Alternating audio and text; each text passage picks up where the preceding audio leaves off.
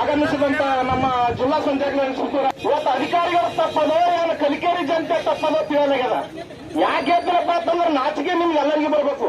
ಈ ರೋಡ್ಗಳು ಈ ಎಲ್ಲ ವ್ಯವಸ್ಥೆ ನೋಡಿದ್ರ ಇವತ್ತು ಅಧಿಕಾರಿಗಳ ತಪ್ಪಲ್ಲ, ನಿಮ್ಗೆ ತಪ್ಪ ತಿಳ್ಕೊತೀನಿ ನಾನು. ಯಾಕಪ್ಪ ಅಂತಂದ್ರೆ ನಿಮ್ ಬಳಿ ಚಪ್ಪಲಿಗೋಸ್ಕರ ಇಲ್ಲಿ ಆಗಿರ್ತಕ್ಕಂಥ ಅನ್ಯಾಯದ ವಿರುದ್ಧ ಪ್ರತಿಭಟನೆ ನಡೆಸ್ತಾ ಇರ್ತಕ್ಕಂಥದ್ದು ಒಂದು ನಮಗೆ ಸಂತೋಷದ ವಿಷಯ. ಯಾಕಪ್ಪ ಅಂದ್ರೆ ಅನ್ಯಾಯ ಅತ್ಯಾಚಾರ ಎಲ್ಲಿ ನಡೆಯುತ್ತೋ ಅಲ್ಲಿ ಡಾಕ್ಟರ್ ಡಿ ಸಾಗರ ಸಾಹೇಬರ ಬಣ ಅಂತಂದ್ರ ನಮ್ಮಂತವ್ರು ಇಂಥ ಸೂಟ ಬೂಟ ಹಾಕೊಂಡು ಬಂದು ನನ್ನಂತ ಹಳ್ಳಿ ಜನರನ್ನ ಮತ್ತು ಬಡವರನ್ನ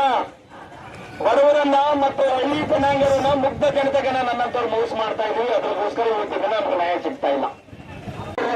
ಅವ್ರು ಅಗ್ರಿಮೆಂಟ್ ಮಾಡಿ ಅವ್ರ ಮುಂದೆ ನೀವು ಯಾವುದೇ ಒಂದು ಬಿಲ್ಡಿಂಗ್ ಕಟ್ರಿ ಇಲ್ಲ ಏನೋ ಒಂದು ವ್ಯವಸ್ಥೆ ಮಾಡ್ರಿ, ಸ್ಥಳದಲ್ಲಿ ಅವರೇ ಮಾಲೀಕರು ಬಂದು ಅಲ್ಲಿ ಮತ್ತೆ ಅದರಲ್ಲಿ ಕೃಷಿಯಲ್ಲಿ ಆಗಿರ್ಬೋದು, ಆರ್ಥಿಕವಾಗಿರ್ಬೋದು, ಅಭಿವೃದ್ಧಿ ಪರ ಆಗಿರ್ಬೋದು, ಎಲ್ಲಾ ಕ್ಷೇತ್ರದಲ್ಲಿ ಹಿಂದುಳಿದಂತ ಒಂದು ಜಿಲ್ಲೆಯಲ್ಲಿ ಈ ಒಂದು ಕಲಿಕೇರಿ ಪಂಚಾಯಿತಿಯಲ್ಲಿ ರೈತರಿಗೆ ಸಿಗುವಂತದ್ದಾಗಿರ್ಬೋದು, ಈಗ ನಮ್ಮ ಬಡ ಜನರಿಗೆ ಸಿಗುವಂತ ಮನೆಗಳಾಗಿರ್ಬೋದು, ಅವೆಲ್ಲವುಗಳನ್ನ ಕುತಂತ್ರಿಗಳ ಒಂದು ಮುಖಾಂತರ ಕುತಂತ್ರಿಗಳನ್ನು ಮಾತ್ರ ಸಂಘರ್ಷ ಸಮಿತಿ ನಿಮ್ಮ ಅನ್ಯಾಯವನ್ನ ಸರಿಸಿಕೊಂಡು ಸುಮ್ಮನೆ ಕೂಡಲಿಕ್ಕೆ ಸಾಧ್ಯವಿಲ್ಲ.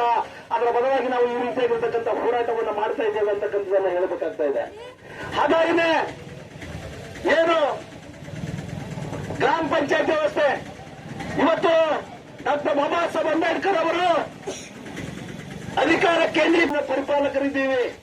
ಆದ್ರೆ ಸುಮಾರು 40ರಿಂದ 50ರಿಂದ 100 ವರ್ಷಗಳಿಂದ ಇಲ್ಲಿ ಅಂಗಡಿಯ ಮುಗ್ಗಟ್ಟು ಹಾಕೊಂಡು ಅದರ ಮೇಲೆ ಜೀವನ ಮಾಡ್ತಾ ಇರ್ತಕ್ಕಂಥ, ಅದರ ಮೇಲೆ ಮಕ್ಕಳಿಗೆ ವಿದ್ಯಾಭ್ಯಾಸ ಕೊಡ್ತಕ್ಕಂಥ ಅನೇಕ ಜನ ಕುಟುಂಬಗಳಲ್ಲಿ ನಾವು ಕಾಣ್ತಾ ಇದ್ದೀವಿ. ಆದ್ರೆ ಅವರಿಗೆ ತೆಗಿಲಿಕ್ಕೆ ಬೇಡನಲ್ಲ.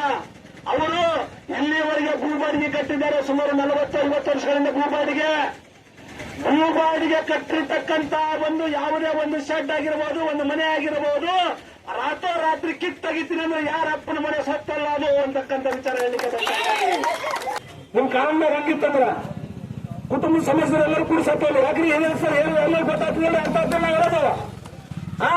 ಅದಕ್ಕೆ ಈ ರೀತಿ ಮಾಡ್ತಕ್ಕಂಥ ವ್ಯವಸ್ಥೆ ಮಾಡ್ರಿ. ನಾವು ಅವ್ರಿಗೆ